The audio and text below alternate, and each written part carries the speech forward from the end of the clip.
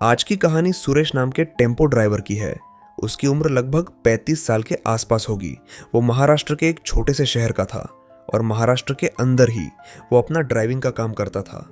उसका टेम्पो कुछ ज्यादा बड़ा नहीं था, इसीलिए उसे ज्यादा लंबी दूरी तक माल पहुंचाने का काम नहीं मिलता था।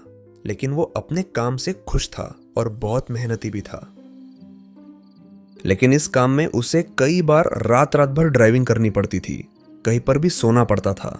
लेकिन अब सुरेश को इन सब की आदत पड़ चुकी थी, क्योंकि वो पिछले 12 सालों से ड्राइविंग का ही काम कर रहा था। देश के अनगिनत रास्तों पर वो सफ़र कर चुका था और हर तरह की परिस्थिति में वो गाड़ी चला चुका था। पहाड़ी रास्ते, सुनसान जंगलों के बीच की सड़कें और गहरी रात में अकेले सफ़र करना उसके लिए आम बात थी। लेकिन एक दिन उसके साथ कुछ ऐसा हुआ जिसने उसके पूरे जीवन को ही हिलाकर रख दिया। और कभी भी ना डरने वाला सुरेश आज एक समय में रात को घर में भी अकेला डर जाता है। तो यह घटना करीब 4-5 साल पहले की है। अगस्त का महीना था, ठंडी भी बहुत थी और आसमान में बादल भी छाए हुए थे। सुरेश का टेम्पो भारी सामान से लदा हुआ था और उसे सुबह तक शहर भी पहुंचना था। उसने अपनी माँ के हाथों से बनाया हुआ खाना अपने साथ लिया था, ताकि उसे सफर के दौरान बाहर खाने की जरूरत ना पड़े। और वो अक्सर ऐसा ही करता था। वो अक्सर घर से निकलते हुए एक साथ कभी कभी 2 वक्त का खाना साथ में ही लेता था। सुरेश टेम्पो चला रहा था, उसे भूख भी बहुत लगी थी। उसने सड़क के किनारे एक सुनसान जगह पर अपना टेम्पो रोका, जहां दूर दूर तक कोई घर या रोशनी नहीं थी। उसने टेम्पो की लाइट जलाकर अपना टिफिन खोला और खाना खाने लगा।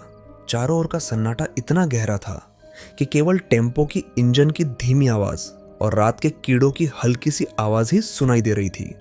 खाना खत्म करने के बाद सुरेश ने टेम्पो फिर से चालू किया और अपना सफर जारी रखा। थोड़ी देर बाद वो एक छोटे से गांव के पास पहुंचा। गांव के कुछ लोग एक छोटे से चबूतरे पर बैठे हुए थे। अब सुरेश ज्यादातर छोटे रास्तों से जाता नहीं था, लेकिन आज उसे जिस शहर की तरफ माल लेकर जाना था, उस शहर तक हाईवे भी था और छोटा रास्ता भी था जो वहां तक उसे जल्दी पहुंचा सकता था। तो सुरेश एक छोटे के सिंगल लेन वाले रास्ते से ही जा रहा था। अब रात के करीब 9 ही बजे थे, लेकिन ये जो रास्ता था ये सुरेश के अंदाजे से कुछ ज्यादा खराब निकला और उसे थोड़ी नींद भी आ रही थी। तो उसने सोचा कि अगर कोई गांव उसे दिख जाए तो वो वहां पर थोड़ा आराम कर लेगा और रात को फिर उठकर अगला सफर शुरू करेगा। और उसके लिए ये कोई नई बात नहीं थी। अक्सर वो किसी गांव के पास 2-3 घंटा रुककर आराम कर लेता और फिर अपना आगे का सफर शुरू करता। सुरेश को जब एक गांव दिखाई दिया तो उसने अपना टेम्पो थोड़ा दूर ही रोका और पास से गुजरते एक आदमी से पूछा कि भाई यहाँ कोई स्कूल वगैरह या कोई जगह है क्या? मैं वहां गाड़ी खड़ी करके आराम करना चाहता हूँ। उस आदमी ने सुरेश की तरफ देखा। वो थोड़ी देर रुका और उसने सुरेश से कहा कि यहाँ मत रुको। अब सुरेश के लिए ये जवाब भी नया नहीं था। अक्सर कई बार उसे गांव वाले रुकने के लिए मना भी करते थे। तो सुरेश ने उस आदमी से फिर कहा कि भाई मैं बस 2-3 घंटे ही आराम करना चाहता हूँ। अभी 9 बजे है, मैं 12 बजे से पहले निकल जाऊंगा।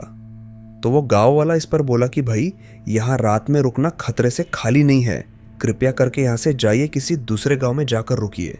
ऐसा बोलकर वो गाँव वाला वहां से चला गया। अब ऐसे में सुरेश ने वही किया जो वो अक्सर ऐसे वक्त में किया करता था। वो वहां से थोड़ा आगे जाकर मुड़ गया और रास्ते से थोड़ी दूरी पर जाकर टेम्पो रोका और दरवाजा बंद करके आराम करने के लिए लेट गया। अब यहाँ एक गलत बात यह हुई कि सुरेश काफी थक गया, तो उसकी आंख जल्दी नहीं खुली और रात के करीब 12 बज रहे थे। अचानक एक हल्की खटखट की आवाज से सुरेश की नींद खुली। उसने चौंक कर चारों ओर देखा, लेकिन उसे कुछ दिखाई नहीं दिया। फिर उसने अपनी घड़ी देखी तो वो निराश हुआ, क्योंकि उसे 12 बजने से पहले वहां से निकलना था। उसने खिड़की से बाहर झांक कर देखा तो उसे एक औरत दिखी। वो बेहद खूबसूरत लग रही थी। उसकी लंबी काली जुल्फें उसके कंधों पर बिखरी हुई थीं। उसकी आंखों में एक अजीब सी चमक थी और वो सुरेश की तरफ देखकर मुस्कुरा रही थी। सुरेश को थोड़ी देर तो समझ में ही नहीं आया कि ये हो क्या रहा है। उस औरत ने मुस्कुराते हुए कहा, क्या आपके पास थोड़ा सा पानी है? मुझे बहुत प्यास लगी है। सुरेश ने पूछा, मेरे पास पानी तो नहीं है, पर आप हो कौन? उस औरत ने टेम्पो के अंदर देखा। सुरेश ने अपनी पानी की बोतल सामने ही रखी थी। उस औरत ने उस बोतल की तरफ देखा और फिर सुरेश की तरफ देखा और वो मुस्कुराकर वहां से चली गई। अब सुरेश पिछले 10-12 सालों से ड्राइविंग का काम कर रहा था, तो उसने ऐसी कई घटनाओं के बारे में सुना तो था, लेकिन उसने कभी इसका अनुभव नहीं किया था। लेकिन उसने भाप लिया था कि ये औरत कोई साधारण औरत नहीं है। और वैसे भी रात के 1 बजे कोई सुंदर औरत ऐसी अकेली सड़कों पर नहीं घूमती। लेकिन कुछ लोग होते हैं जो अपने आप पर काबू नहीं कर पाते, और वही लोग ऐसी औरतों का शिकार होते हैं। दरअसल वो औरत थी ही नहीं, वो एक चुड़ैल थी।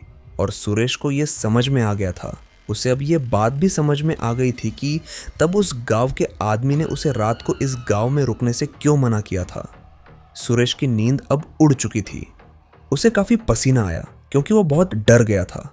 उसने अपना टेम्पो शुरू किया और वो वहां से निकलने ही वाला था कि उस औरत ने दरवाजे पर फिर से दस्तक दी। इस बार आवाज तेज थी। सुरेश ने खिड़की से झांक कर देखा तो वही औरत फिर से खड़ी थी। लेकिन इस बार उसका चेहरा पहले जैसा नहीं था। उसकी आंखों की चमक और भी बड़ी थी और उसके होंठों पर एक अजीब सी मुस्कान थी। उसने सुरेश से फिर से कहा कि मुझे बहुत प्यास लगी है, मुझे पानी दो। सुरेश का दिल तेजी से धड़कने लगा। उसने उस महिला को अनदेखा करने की कोशिश की और वो धीरे धीरे टेम्पो निकालने लगा। उसने गाड़ी काफी आगे लाई और फिर स्पीड बढ़ाई, लेकिन वो रास्ता बहुत ही खराब था, इसीलिए वो चाहकर भी गाड़ी को भगा नहीं पा रहा था। वो धीरे धीरे आगे बढ़ ही रहा था कि अचानक उसे ऐसा लगा कि उसके टेम्पो के ऊपर कोई है। अब उसके हाथ थर थर कांपने लगे। उसे समझ में आ गया कि उसके ऊपर कोई तो है, लेकिन वो ऊपर देख नहीं पा रहा था। सुरेश बहुत डर गया। जिन बातों को वो सिर्फ अंधविश्वास और झूठ मानता था, उन बातों का वो अब खुद सामना कर रहा था। लेकिन फिर भी वो टेम्पो आगे चलाता रहा और इंतजार करता रहा कि सामने कोई गांव आ जाए। और फिर थोड़ी देर में सामने उसे एक मंदिर दिखा और वो मंदिर हनुमान जी का था। जैसे ही उसे मंदिर दिखा वो बहुत खुश हुआ और उसने अपना टेम्पो सीधा जाकर मंदिर के सामने खड़ा किया। और फिर वो बाहर निकला और सबसे पहले तो वो मंदिर के अंदर भागा और वहीं से उसने टेम्पो को देखा तो उस पर कोई नहीं था। सुरेश पूरी रात जागता रहा। उसकी आंखों में डर और मन में भगवान का भरोसा था। उसने पूरी रात मंदिर में गुजारी और फिर सुबह वो अपने माल की डिलीवरी करने चला गया। उस रात ने सुरेश के जीवन को ही बदल दिया। उसके दिल और दिमाग में उस रात की यादें हमेशा के लिए बस गईं। उसकी समझ में आ गया था कि जो भी कहानियां उसने सुनी थी उनमें सच्चाई थी। उसे ये भी समझ आ चुका था कि कुछ कहानियां केवल डराने के लिए नहीं होती, उनमें सच्चाई भी हो सकती है। उस रात ने उसे ये सिखा दिया कि हमेशा सतर्क रहना और भगवान पर भरोसा करना कितना जरूरी है।